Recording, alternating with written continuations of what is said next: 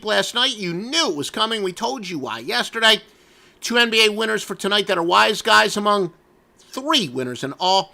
And go to offshoreinsiders.com and check out Stevie Vincent's incredible one-day sale.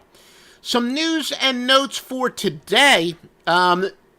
Wisconsin and Purdue, totals of 116 or less go over at a 360, 290, and 10 rate, although that number has been rapidly rising.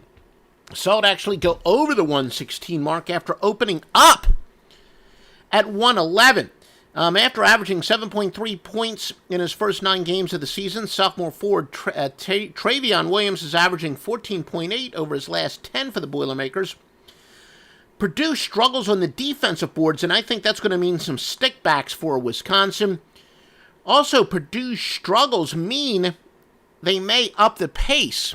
I originally, on another entity, gave this as a free pick on the over, but the total keeps going up. If, when you hear this, when you can bet it at 116 or less, I do like the over. Marquette and Butler. Marquette, 14th in offensive efficiency, but Butler is 16th on defense. Marquette, very good from the perimeter, but Butler is outstanding at defending the 3. Warriors, 187th in second chance points, is why Butler is 12th in allowing points off of offensive rebounds. Marquette, 3rd on defensive rebounding, second chance points, but Marquette, the middle of the road in crashing the offensive boards.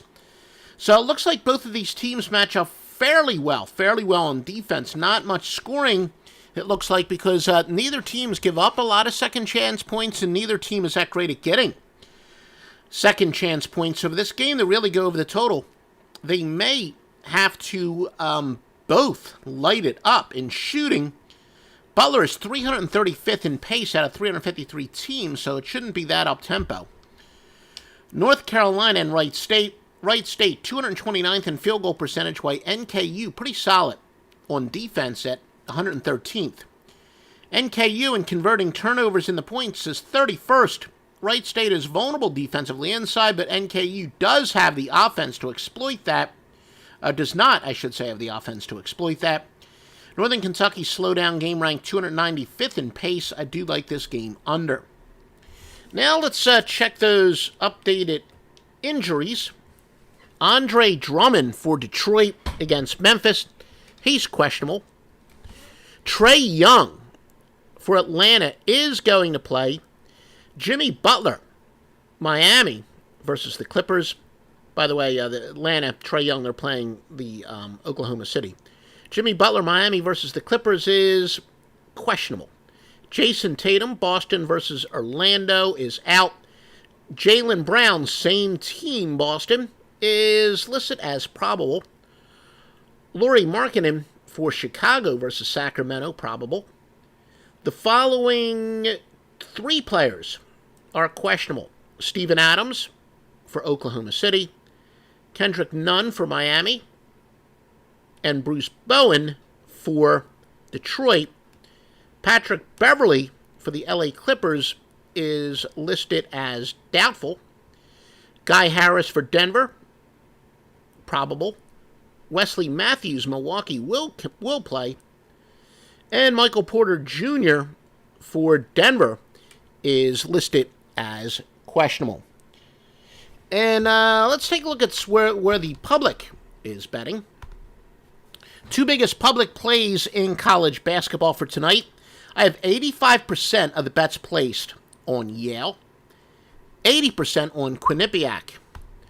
As far as where the money is going, 97% of the money is on Quinnipiac, 83% on Yale.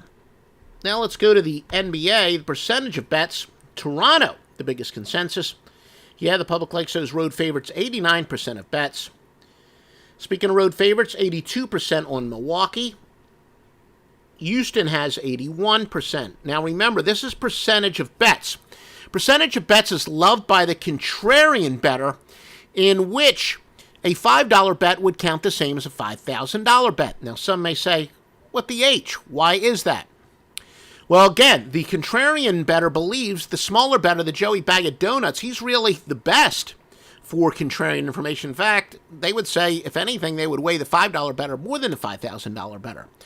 But that's why. I hope you understand that explanation. There we go. Split it out. Me and multisyllabic words. But we also tell you the money percentages for those who say, no, a $5,000 bet should not count the same as a $5 bet. Based purely on money, pretty similar. We do have 86% of the money on the Raptors, 86% of the money on the Rockets. Maybe a surprise here, indeed. 80% of the money is on the underdog Atlanta Hawks, and especially with the information of Trae Young on the overnight line. I think it was considered to be questionable, but now it looks like he will play. So that would have something to do with it. And Milwaukee, 76% of the money. Visit offshoreinsiders.com for the best premium picks and thoroughly vetted